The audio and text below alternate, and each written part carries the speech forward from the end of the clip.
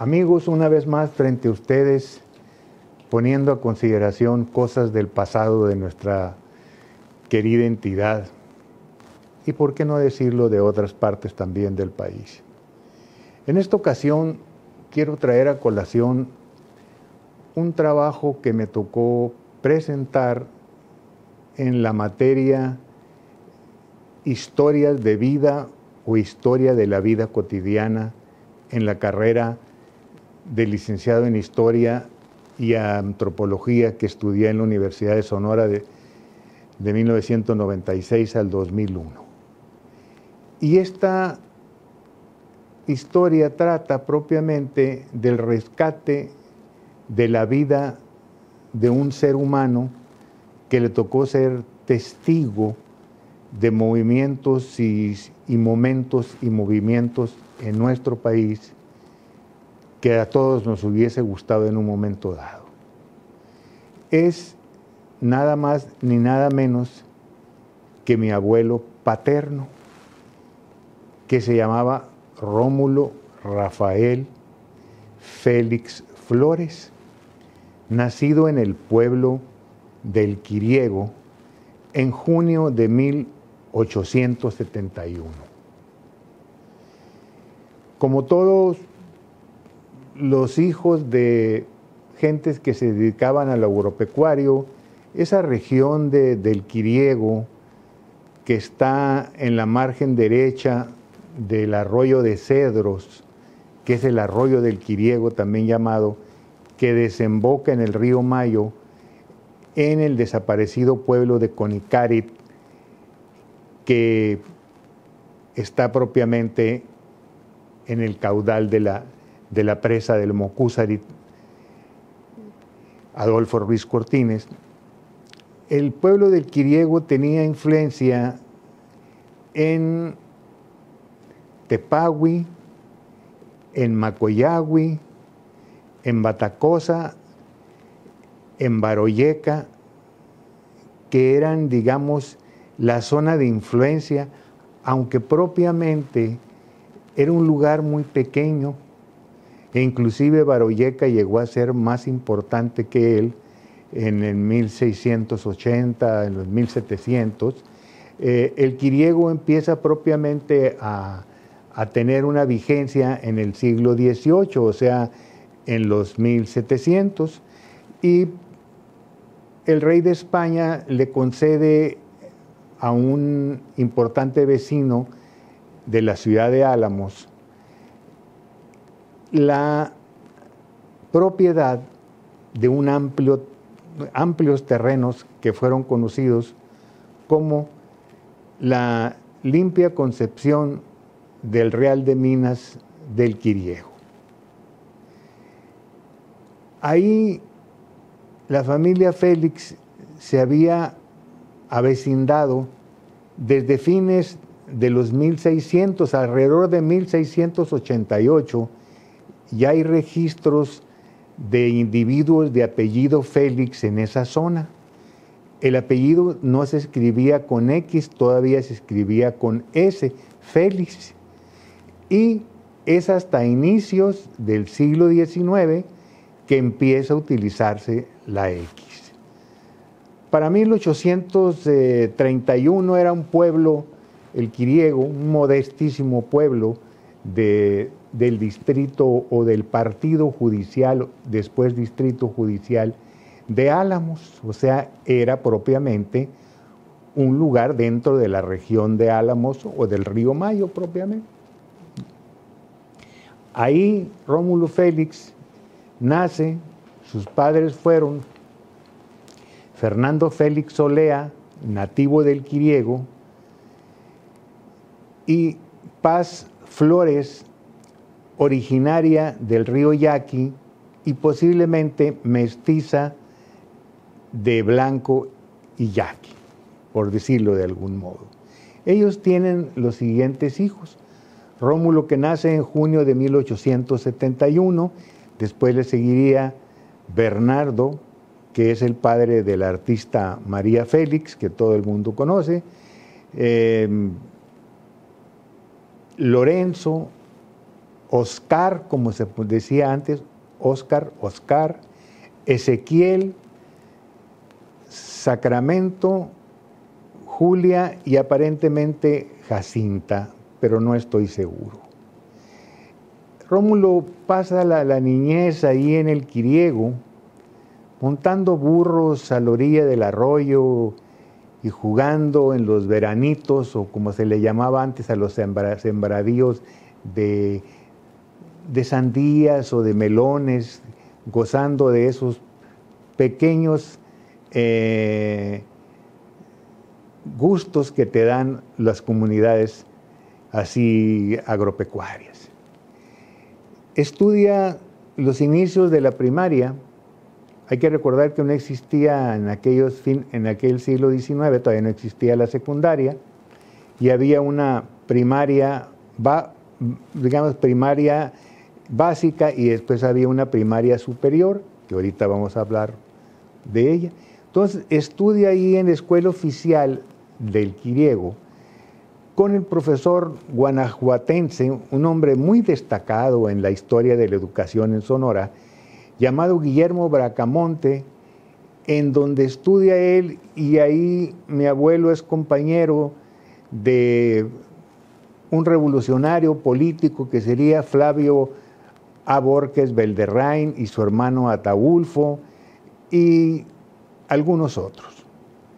Crece un poco y su padre lo envía a estudiar a Álamos, a donde el profesor Guillermo Bracamonte se había trasladado y había formado el instituto o el liceo para niños San Luis Gonzaga. Ahí Rómulo estudió, digamos, lo que era la primaria superior, o el equivalente, por decir algo, a la secundaria de hoy, y curiosamente en aquellos tiempos las personas que estudiaban esa primaria superior tenían la oportunidad, como la tuvo Rómulo, de salir prácticamente sabiendo hablar inglés, sabiendo el oficio de telegrafista y el de teneduría de libros o contador privado, como se le pudo llamar después. Al terminar, tendría que ser a unos 20 años, su padre lo envía a Bicam, al pueblo de Bicam, a la estación, para que aplique para un puesto dentro de la oficina de telégrafos de Bicam. Sin embargo, cuando llega a Bicam acompañado de un vaquero debidamente armado, los dos, porque había en aquellos tiempos el peligro siempre de los ataques de los yaquis sobre todo, y también en ocasiones de los mayos, por qué no decirlo, pero pues estamos hablando de la zona yaqui. Llega, platica con el jefe de la oficina telegráfica, parece ser que no se entienden, que no existe entre ellos nada que los una, como que algo pasa negativo. Sin embargo, llega la hora de la comida y se van pues, a una modesta fonda. ¿Se imaginan ustedes en 1890 y tantos cómo sería una fonda en Bicam si todavía desgraciadamente el progreso no ha llegado a Bicam? Entonces, ya platicando ahí en la fonda, con el tenedor, y él, mi abuelo Rómulo, y el jefe de telégrafos con la cuchara, empiezan a dialogar en clave Morse. Entonces, golpeando los platos, le dice el jefe de la estación en clave Morse, ta, ta, ta, ta, ta, ta, las rayas y el punto raya, le dice, señor, usted no me cae bien. Y le contesta a mi abuelo, también por clave Morse, pues fíjese que usted tampoco. Pues entonces está usted despedido. Pues muchas gracias, entonces, y me devuelvo para el Quiriego. Pum, todo sin hablar una palabra, se levanta después de haberse comido su colachito ahí con quesito del pueblo, con quesito regional, como le dicen aquí en Hermosillo, y se devuelve para el Quiriego y le dice, papá, no me pude entender con aquel señor, no le caí bien, y para allá, y nos peleamos, ¿Y pero qué pasó? No, pues por clave Morse. ¿Pero cómo que por clave Morse se pelearon? Pues sí, nos hicimos en el lenguaje de la clave Morse, lo mandamos, nos enojamos y ahí quedó. Y me devolví con el vaquero que me mandaste. ¿Y ahora qué vas a hacer? Pues mándame para Álamos, le dice. Allá en Álamos es la metrópoli de aquí del sur del estado de Sonora. Estamos hablando de 1890. Álamos estaba en su apogeo minero, en su apogeo ganadero, en su apogeo de producción de vino mezcal. La región de Álamos producía casi 300,000 litros en 1900, para la primera década del siglo pasado. O sea, era una metrópoli productora, era el centro neurálgico. Todavía no se desarrollaba el río Mayo, Navojoa, ni Echojoa, ni Guatabampo. Era Álamos. ¿Y en dónde, qué vas a hacer en Álamos? Pues quiero que me ayudes con la confianza que tienes tú con el señor don Tomás Robinson Burs, en Goyeneche, para entrar a trabajar a la empresa que tienen ellos, comercial y bancaria, llamada Tomás Robinson Burs y Hermanos. Y así es, va don Fernando, platica con don Tomás Robinson Burs y le dice, fíjate que tengo un hijo en estas condiciones, salió de la escuela de aquí de Álamos de don Guillermo Bracamonte, sabe telegrafía, sabe teneduría de libros o contador privado y sabe hablar inglés. ¿Te va a servir aquí? Le va a servir porque antes la gente se hablaba de usted, hay que recordar. Y de necesidad, pues que se quede aquí a trabajar con nosotros y aquí le vamos a dar un cuarto allá atrás para que viva.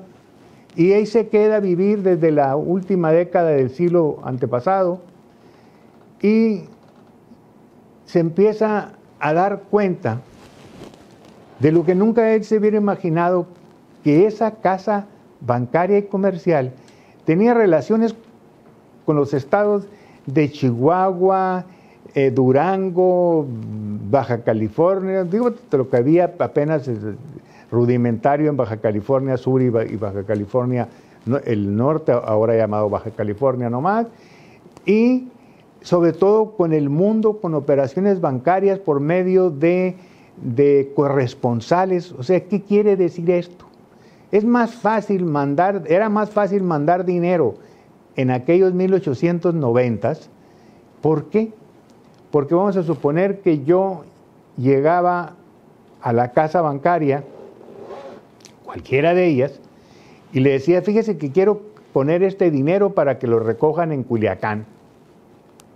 La Hernández Mendía, alguna de ellas casas importantes, Casa Redo, la que hubiera, y mandaba 1,000 pesos. Entonces, la gente se iba con su letra de cambio o su pagaré en la bolsa, llegaba a Culiacán, se dirigía a otra casa bancaria con la que tenía relaciones, la Tomás Robinson Burs y Hermanos de Álamos, y ahí le hacían efectivo la letra de cambio o el pagaré y le entregaban el dinero. La empresa de Culiacán mandaba a su vez cobrar y le remitían el dinero los de Álamos o quien haya sido. O sea, y así también se hacía sobre diversas partes del mundo. Ya había telégrafos, cable submarino, ya había cómo comunicarse con Europa, qué sé yo. Ya estábamos hablando de un país de casi 14 millones de habitantes, 13.600.000 para el principio del siglo ya. Y estábamos hablando de que teníamos 70,000 kilómetros de vías telegráficas y teníamos 10,000 oficinas de correos. O sea, México ya pintaba en el mundo, pues. Después de haber tenido un siglo XIX horrorosamente conflictivo, con independencias, invasiones extranjeras, 3 guerras que perdimos y otras que ganamos, 50 o 60 presidentes o más, que casi no duraba un año cada uno. O sea, México a partir del Porfiriato, en 1876, empieza a adquirir la formalidad que le había hecho falta todo el siglo XIX. ¿A qué es lo que me estoy refiriendo? Don Porfirio, cuando toma el poder, en 1876, después de derrocar en su segundo intento a Sebastián Lerdo de Tejada, el primero fue contra Juárez, Juárez muere, toma Sebastián Lerdo de Tejada el poder, y don Porfirio lo derroca en 1876, y se dedica don Porfirio a poner orden en el país y acabar con el bandolerismo, con todas las pillerías estas, y pacifica 100% el país de 200 o menos kilómetros de ferrocarriles, los lleva casi hasta 20,000, una extraordinaria inversión extranjera en el país, tanto en ferrocarriles, en fábricas, en hilados y tejidos, en el petróleo, qué sé yo. O sea, México empieza a formar parte del concierto de las naciones a partir de que se consolide el porfiriato para los fines del siglo XIX, o sea, para cuando iba a llegar en 1900. Rómulo en ese tiempo progresa en la casa Burs, decide tomar estado, y hay que entender a un hombre que para 1900 tenía 29 años, no se había casado todavía, y era un hombre que practicaba la religión católica de una manera racional, no fanática, racional. Yo platiqué con él porque él fue mi padrino de nacimiento. Mis padres se llamaban Ignacio Rafael Félix Valderrama, mi madre Berta Gastelum Pelayo, ambos alamenses, y él curiosamente comulgó, o sea, recibió la comunión todos los días de la vida que pudo. O sea, yo creo que si duró 100 años, 7 meses, cuando menos unos 80 o más años, comulgó todos los días. Y de una manera racional, científica, aceptaba la religión católica. Bueno, se pone de novio con una vecina enfrente de la casa Burs, hija de un comerciante llamado Juan Manuel Valderrama, originario de Chínipas, que había llegado a mediados del siglo XIX, alrededor de 1850 y tantos, allí a Álamos, y había puesto su comercio a un lado del mercado, una panadería, abarrotes, y para fines del siglo XIX, según Stuart Boss, catedrático de la Universidad de Harvard, que hizo un estudio sobre el comercio de fines del siglo XIX aquí en Sonora, vendía alrededor de 30,000 pesos al año, que era una cantidad considerable. El peso estaba al igual que el dólar.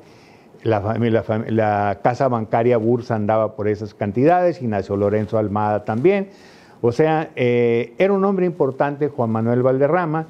Yo pienso que el hecho de que Rómulo fuese un empleado de confianza, contable, ya digamos con responsabilidades mayores para esos principios del siglo XX, pues era, digamos que un buen partido, como se decía antes, ¿verdad?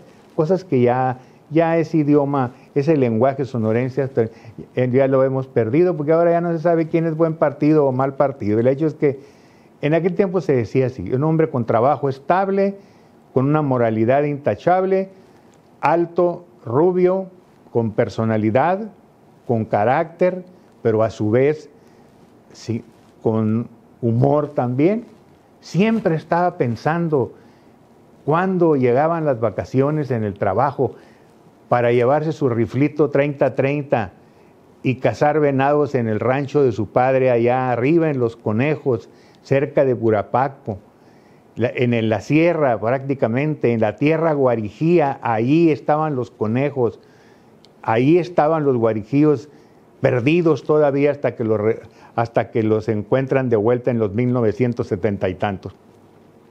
Ahí Fernando Félix Olea tenía una vinata, o sea, fabricaba vino mezcal de agave, diferentes variedades que hay en el estado de Sonora, que hoy genéricamente se le conoce como bacanora, pero que en aquellos tiempos, 1900, y entrada la década de 1900, primera década de 1900, llegó a producir Sonora 1 millón de litros de vino mezcal, al que hoy le llaman bacanora.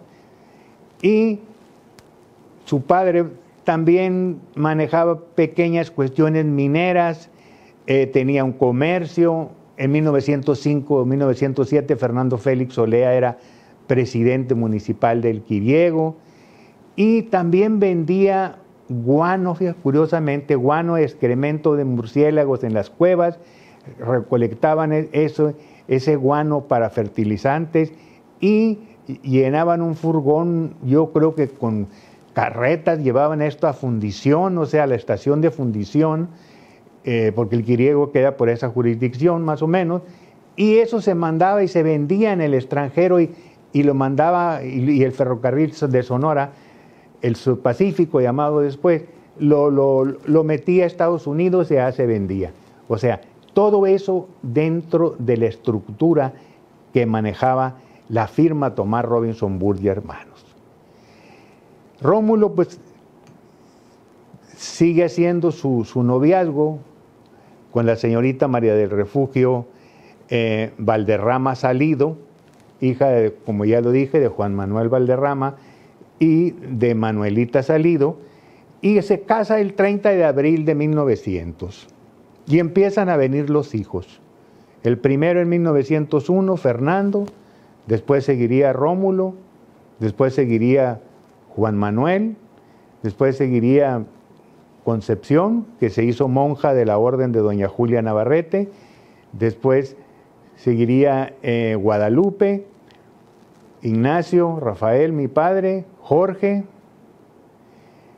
Carmen y José Francisco, que es el único hermano de mi padre que vive con más de 95 años en Los Mochis, un hombre simpatiquísimo, con una personalidad también avasalladora, que hasta artista por gusto hizo el Juan Tenorio, mandó traer su traje a Europa, y en Los Mochis presentó el Juan Tenorio varias veces.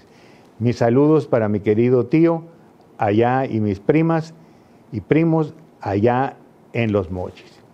Pues Rómulo, inmerso en ese momento, estamos hablando de 1910, y había un gusano o había una inquietud en Juan Manuel Valderrama, su suegro, que desde 1880 y tantos, 81, había sido regidor, y todavía en 1900 todavía era regidor, y Rómulo sigue la carrera de su suegro, que en nueve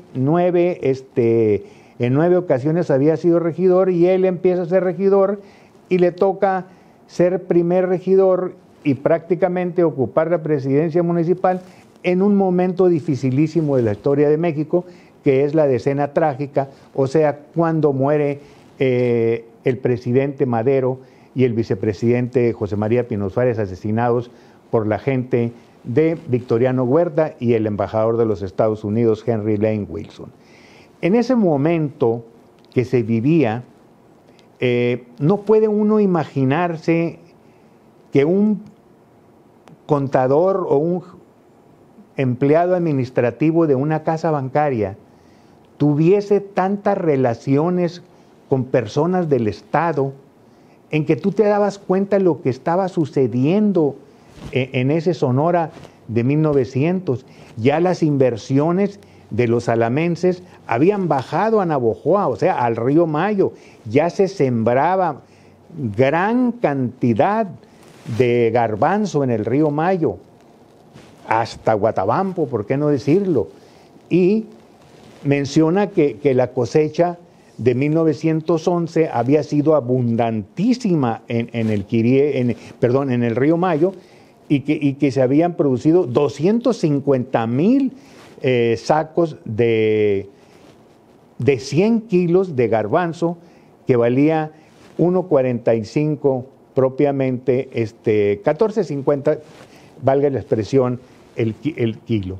Eran alrededor de 3 millones, una gran cosecha que la propia casa bancaria, Tomás Robinson Burt y hermanos, el propio don Tomás viajaba a Europa llevando barcos, digamos, cargados de garbanzo sonorense, que iba a venderse a Europa, y él se iba por tiempo largo a establecerse en el País Vasco sobre todo, y en otras regiones evidentemente que fuese necesario estar para vender la cosecha.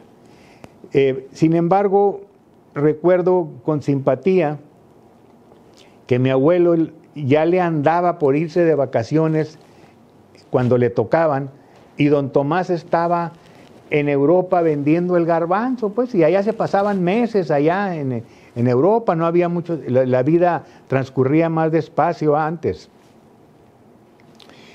Y pues decía, aquí me tienen sufriendo, esperando que se venda ese garbanzo, que lo cobre don Tomás para que se venga otra vez aquí y yo pueda irme de vacaciones al Quiriego. Pero ya en 1910 vino un acontecimiento que no había caído en cuenta yo, que se me estaba pasando, que es propiamente el centenario de la independencia, 1810-1910. En todo el país, don Porfirio se empezó a preparar desde principios de la década del siglo, de inicio del siglo, para las festividades y los monumentos y todas las obras que iban a hacer tanto en la capital como en otras partes del país para conmemorar los 100 años de la independencia. Ese momento estelar, como dice Stefan Zweig, el gran literato, ese momento estelar de la humanidad lo vivió México. Don Porfirio fue aclamado por más de 60 países que concurrieron al centenario de la independencia de México. Inclusive el rey de España, Alfonso XIII, mandó devolver los uniformes que usó Morelos, el uniforme que usó Morelos cuando lo fusilaron. Y el marqués de Polavieja causó sensación porque lo acompañaba una hija que la prensa y la gente de la Ciudad de México se quedó impresionada de la hermosura de la hija del marqués, don Camilo de Polavieja. Se pusieron más de 1 millón de focos en la recién, ¿por qué no decir la recién comercializada luz eléctrica? 1 millón de focos. Hermosillo vivió su momento, se hizo la estatua de Hidalgo que estuvo primero en el Camellón, frente a la Plaza Zaragoza en 1910, después pasó allá a la placita frente al cine Hermosillo 70, y ahora está en la calle Obregón, frente al Instituto Sonorense de Cultura. Se arregló la Plaza Zaragoza, se puso nuevo alumbrado, los prados, las bancas, todo ello. O sea, hubo fiesta en todo el país. Me acuerdo que mi abuelo me comentó, en ese septiembre de 1910, nunca me imaginé, ante el poderío que demostró el gobierno de don Porfirio, que escasos meses, la revolución empieza el 20 de noviembre oficialmente, y estamos hablando de septiembre de 1910, y en noviembre de 1910 empieza la revolución, y para ya la renuncia de don Porfirio se da el 25 de mayo, el triunfo de los ejércitos maderistas en Ciudad Juárez, apoyados por Pascual Orozco y Francisco Villa, aún en contra del propio Madero, se dan en la primera quincena de mayo, y la revolución triunfa, Y mi abuelo decía, era imposible creer que don Porfirio no iba a estar en el país para fines de mayo del siguiente año. ¿Por qué? Por el poderío que había demostrado el régimen de Díaz, que ya tenía 5 reelecciones o más, estaba en el poder desde 1876, estamos en 1910, ya habían pasado una larga 30 y tantos años. ¿Y qué pasaba? Un país cuya moneda que se fabricaba en las diversas casas de moneda, había en Álamos una casa de moneda, en Culiacán y así en todo el país, los pesos o las monedas de 8 reales, que eran el equivalente a un peso posterior, de plata, de ley 900 de plata, se iban al oriente, esas monedas las compraban los chinos y los diversos países del oriente, y era la moneda de cambio normal, la resellaban con signos de cada nación y era la moneda de uso internacional. En ese nivel estábamos, señores. ¿Qué pasaba entonces con el mexicano? Los mexicanos tenían un sentido patriótico, tenían la conciencia de que vivían en un país importante, de que eran un país fuerte, que su moneda andaba en todo el mundo, pero no era la felicidad completa. Acuérdense que desde principios del 1900 se había formado el Club Ponciano Arriaga en San Luis Potosí y habían emergido tanto el ingeniero Arriaga como los Flores Magón y Juan Saravia, y viene el Partido Liberal Mexicano, que es el que provoca en 1906 la huelga de Cananea, aquí en Sonora, y evidentemente la huelga de Río Blanco, Veracruz, al siguiente enero en 1907. ¿Qué pasó? El país no era un paraíso, había grandes desigualdades, unos muy bien, otros muy mal. Estamos de acuerdo que en la compañía minera de Cananea se pagaban los mejores sueldos del país.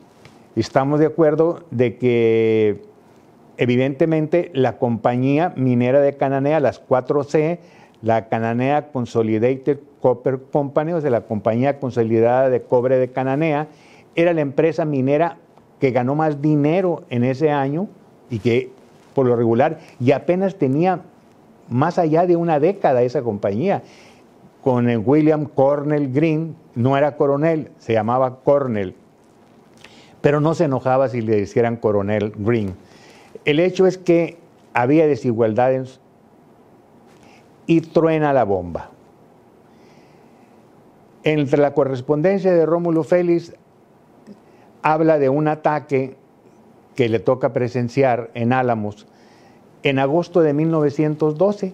Resulta que Pascual Orozco, que había sido el principal maderista, no queda conforme con lo que le da el cuerpo de rurales de Chihuahua, quería otro puesto más, quería hasta ser gobernador, y se lanza con el plan de la empacadora en marzo de 1912, y el Ejército Federal, al mando de Victoriano Huerta, va y lo derrota allá en Chihuahua. En eso participa Pancho Villa, evidentemente, y empieza la carrera militar de nuestro general posteriormente laureado, Álvaro Obregón Salido, ese 1912, siendo presidente municipal de Guatabampo.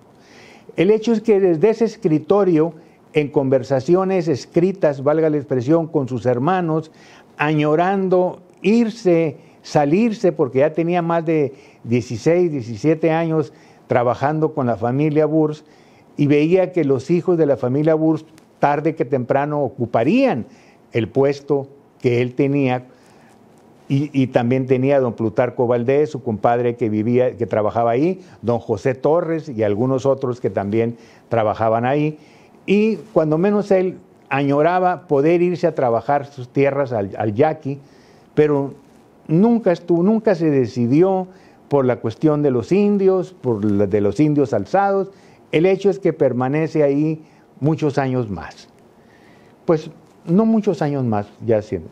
Se Ese ataque en agosto de 1912 es un ataque importante, son derrotados los orozquistas, pero ¿por qué son derrotados los orozquistas? Eran como 4,000 o 5,000, se vinieron de Chihuahua derrotados por el ejército federal al mando de Victoriano Huerta y llegan a Sonora y se meten por el río, por el arroyo de Cedros, y ahí se vienen emborrachando en todas las vinatas que habían en el arroyo.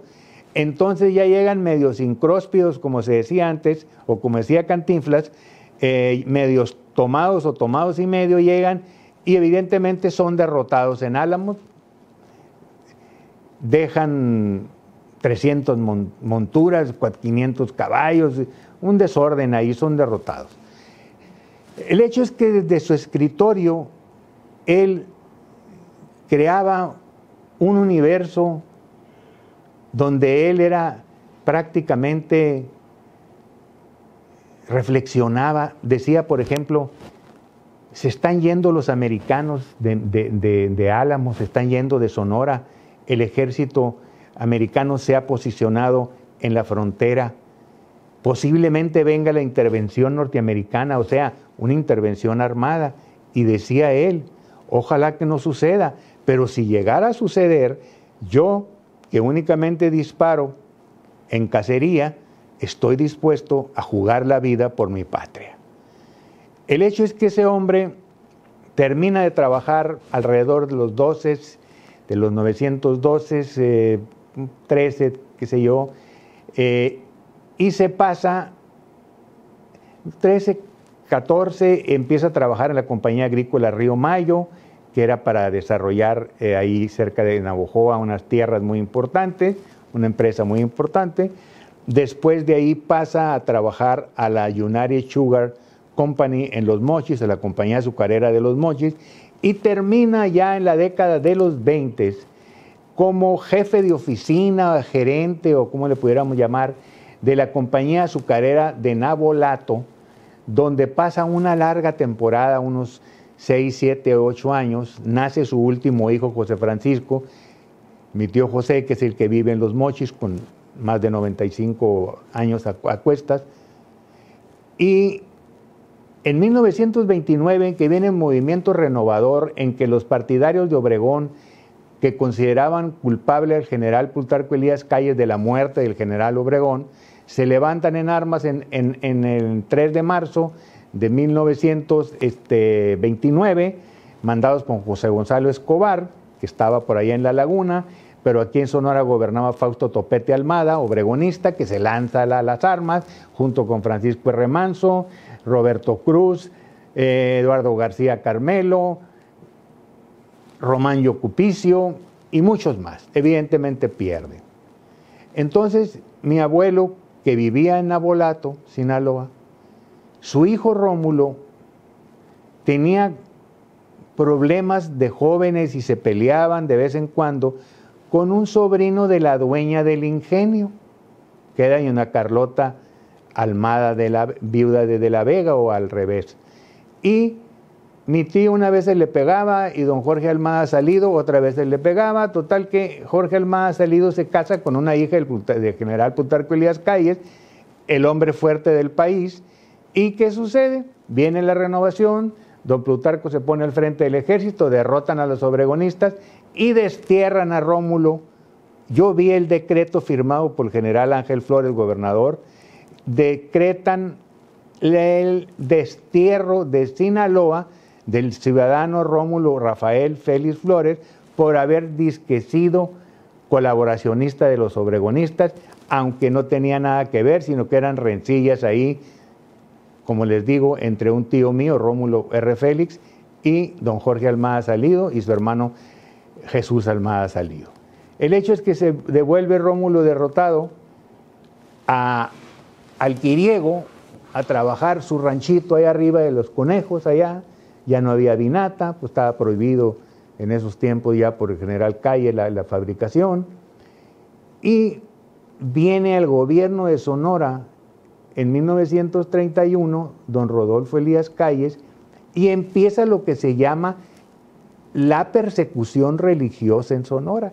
Se cierran los templos y empieza el gobierno a perseguir a Juan Navarrete y Guerrero, obispo de Sonora, desde 1919, y que era uno de los auténticos líderes sociales que ha tenido el Estado, con cuya memoria, a partir de haber muerto en 1982, en febrero, sigue estando vigente, y Navarrete escoge a alguien que vivía en Navojoa, mi abuelo ya para 1932, que trabajaba como contador en una casa de comercial llamada Manuel Soto y Olea y compañía, y mi abuelo se convierte en el representante del obispo, que andaba escondido por todas partes, hasta Bacadehuach y por allá, en los Ciriales, donde inclusive José Francisco Félix Valderrama, mi tío que vive en Los Mochis,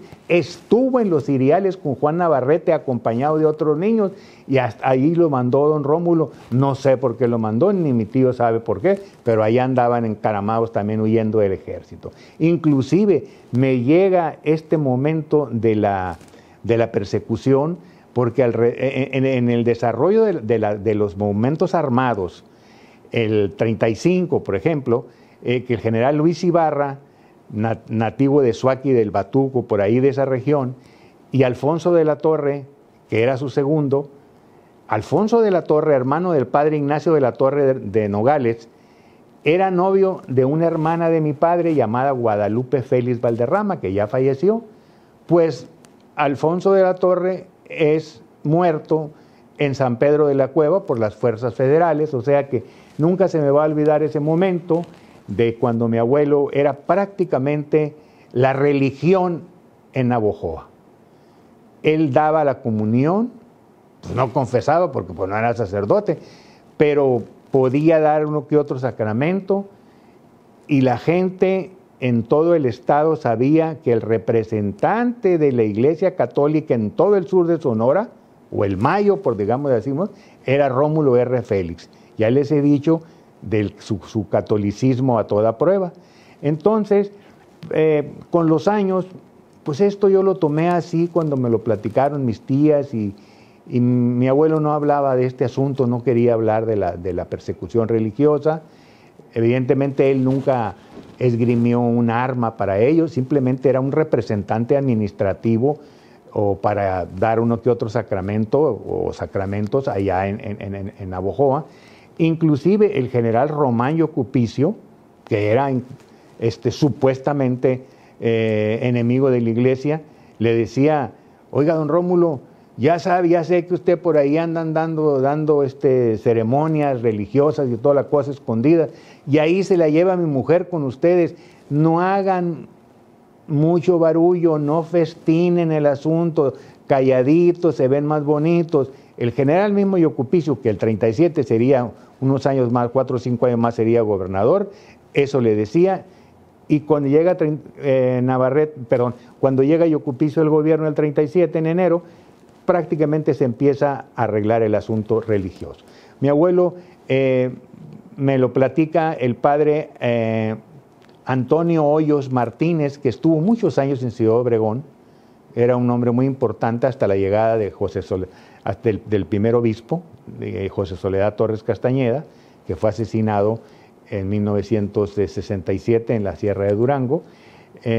Me platicaba Antonio Hoyos Martínez que el sacerdote, cuando él era seminarista propiamente, ya estaba terminando, el padre Francisco Navarrete, hermano del obispo que andaba oyendo, Juan Navarrete y Guerrero, padre Francisco Navarrete, que estaba en Guaymas, le mandaba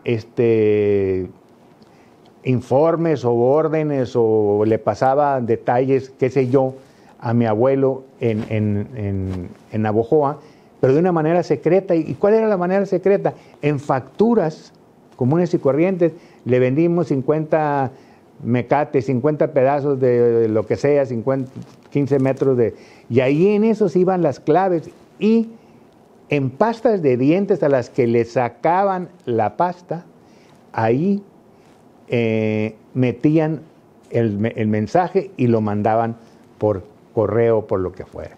Antonio Hoyos Martínez me lo corroboró porque él anduvo en esos asuntos.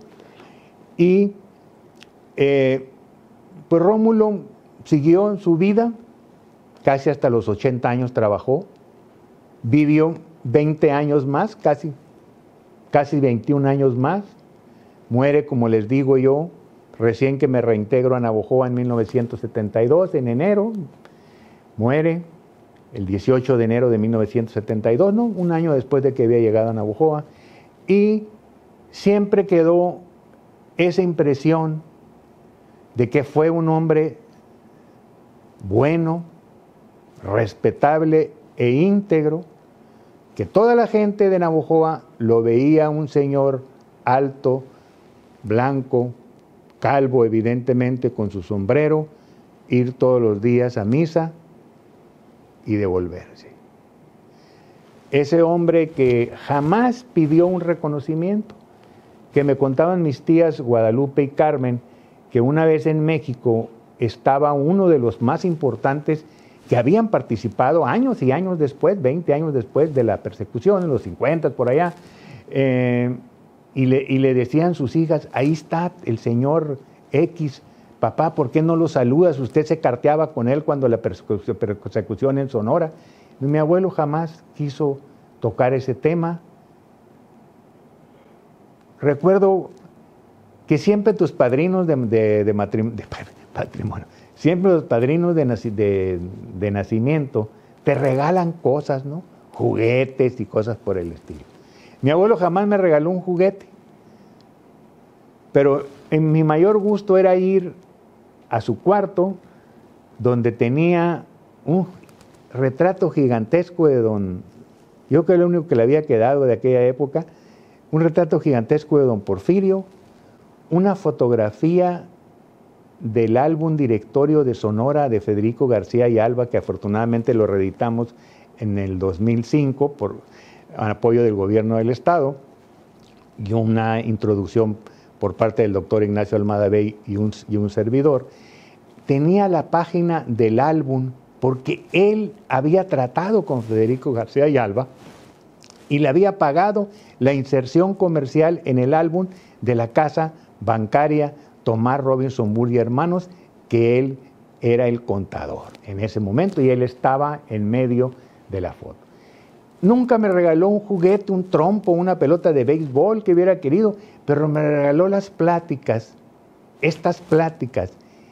Con los años mis tías me regalan un libro que eran copias de cartas de él y me encuentro con un personaje que se desborda de la casa a vuelar y es Félix, el hombre que interactuó desde el punto de vista comercial, desde el punto de vista de la persecución y desde el punto de vista de ser desterrado injustamente y de haber sido un hombre bueno y recto a toda costa, toda su vida, y el único interés que tuve en esta materia que mi querido amigo el doctor Mayo Murrieta Saldívar nos dio este seminario de historias de vida en el año 2000 y me dijo, me animó, rescata a tu abuelo, no tienes nada que perder. Por eso lo hicimos. No tengo mayor interés ni en el sentido, única y sencillamente es un acto de justicia para un hombre que lo único que fue toda su vida, que fueron 100 años, 7 meses, es haber sido un hombre serio, decente y bueno.